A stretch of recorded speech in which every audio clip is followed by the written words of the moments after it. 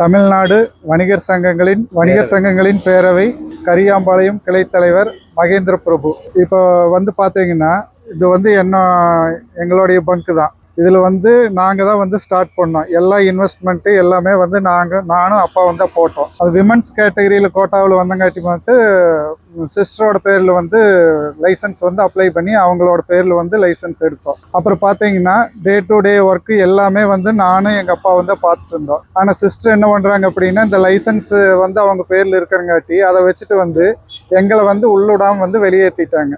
இப்போ என்ன செய்கிறாங்க அப்படின்னா, எங்களுக்கு எந்த உரிமையுமே தரமாட்டேங்கிறாங்க. நாங்கள் இன்வெஸ்ட்மெண்ட் பண்ணிவிட்டு நான் எம்பிஏ எம்ஃபில் படிச்சிருக்கிறேன். காலேஜில் ஒர்க் பண்ணிட்டு இருந்தேன். இருந்தப்போ நான் இந்த பங்குக்காக என்னோட லைஃபையே கரியரையே இது பண்ணி நான் இங்கே இந்த பங்குக்காக அவ்வளோ வேலை செஞ்சுருந்தேன். இப்போ எங்களை உள்ளே விட மாட்டேங்கிறாங்க. அப்புறம் நாங்கள் இப்போ கேஸ் போட்டிருக்கிறோம்.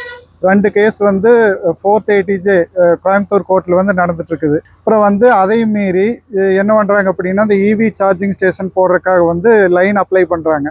நாங்கள் பிபிசிஎல் ரெண்ட்டும் ப்ராப்பராக எங்களுக்கு தர மாட்டேங்கிறாங்க. அப்புறம் சிஸ்டம் லேண்ட் எம்பையரில் இருக்குது, அந்த ரெண்ட்டையாவது எங்களுக்கு கொடுன்னா அதையும் தர மாட்டேங்கிறாங்க.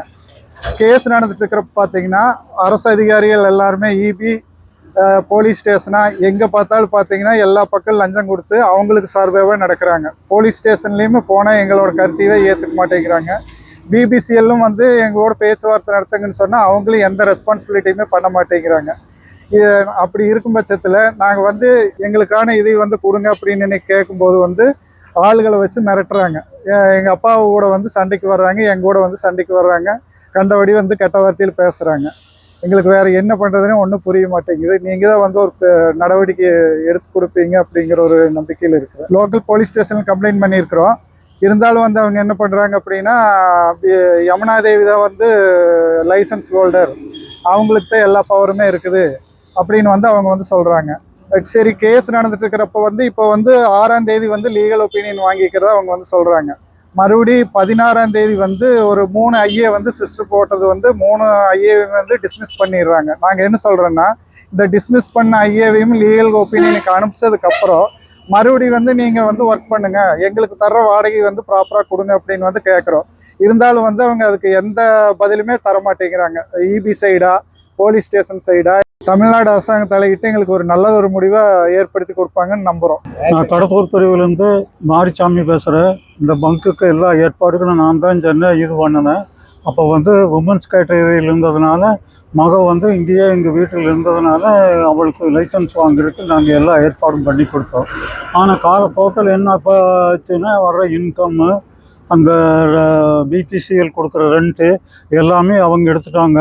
அது பார்த்தாமல் லோடுக்கு பணம் இருக்கிறதையும் கூட எடுத்துகிட்டு போயிடுவாங்க. நான் வெளி பக்கமும் அது 30 லட்சம் ரூபா வாங்கி இன்வெஸ்ட் பண்ணியிருக்கிறேன். இத்தனையுமே இது பண்ணிவிட்டு எங்களுக்கு 2024 எங்களை உள்ளே விடாமல் இது பண்ணுறாங்க. போலீஸ் ஸ்டேஷன்லேயோ அல்லது வேறு எங்கேயோ கொடுத்தாலும் எடுபடாமல் ஆர்டிஓ கிட்ட கொடுத்து அந்த இருக்கிற 25 சென்ட் அவள் பேரில் இருந்ததை ரத்து பண்ணினோம். அதையும் இன்றைக்கி கோர்ட்டில் போய் என்னென்னமோ தில்லுமுள்ளெல்லாம் பண்ணி அது இல்லைன்ட்டு இருக்காங்க.